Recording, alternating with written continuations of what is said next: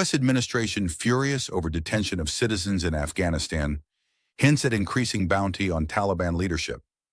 According to international media reports, the U.S. administration has expressed strong anger over the detention of American citizens in Afghanistan. New U.S. Secretary of State Marco Rubio has warned that the number of detained Americans could be far higher than initial estimates.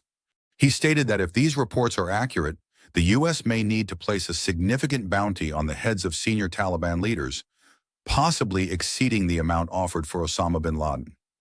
It is worth noting that the Biden administration had conducted a prisoner exchange with the Taliban just days before leaving office. However, the issue now appears to be taking on new urgency. This statement is being seen as part of the U.S. strategy to increase pressure on Afghanistan for the release of its detained citizens. There's too much bureaucracy from Brussels, too much control from sort of global elite.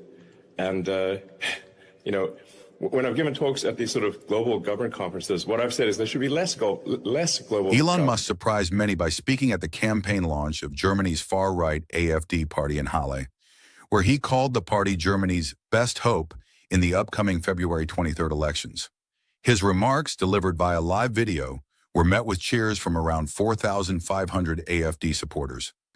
Musk emphasized national pride and criticized multiculturalism, aligning with the AfD's anti-immigrant stance. Meanwhile, tens of thousands protested against the AfD in cities like Berlin and Cologne, denouncing racism and far-right extremism. Musk's involvement in European politics, including his support for AfD, has drawn criticism, with some accusing him of attempting to influence Germany's election. He framed the election as pivotal for Europe and the world. The U.S. State Department has reported a staggering 29% increase in arms sales during 2024, totaling an unprecedented $318.3 billion worth of military equipment supplied to foreign governments. This surge in sales has been driven primarily by the ongoing conflicts in Ukraine and Israel. Among the recipients, Israel received over $18 billion worth of fighter jets, despite mounting evidence in allegations of genocide in Gaza. The State Department emphasized that the sale of U.S. weaponry is a critical component of its foreign policy, aimed at ensuring regional and global security.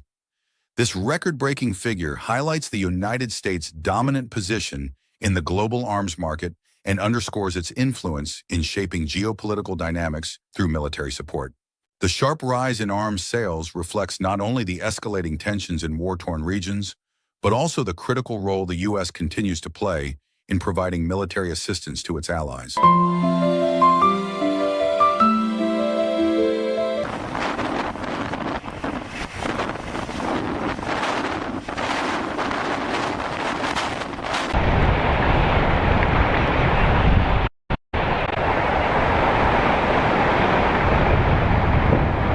Southern California is grappling with relentless wildfires as firefighters battle flames across Los Angeles and Ventura counties. Adding to the turmoil, heavy rains are now forecasted for the region, threatening to exacerbate the crisis. Residents in Los Angeles are already suffering, with the fires destroying numerous homes and driving up rents by a staggering 20% across the county. Shockingly, in the first 2 weeks of the fires, rents in 30 cities doubled instead of the legal 10% cap, sparking outrage over illegal hikes. The situation highlights a dire combination of natural and economic disasters, leaving residents in desperate need of relief.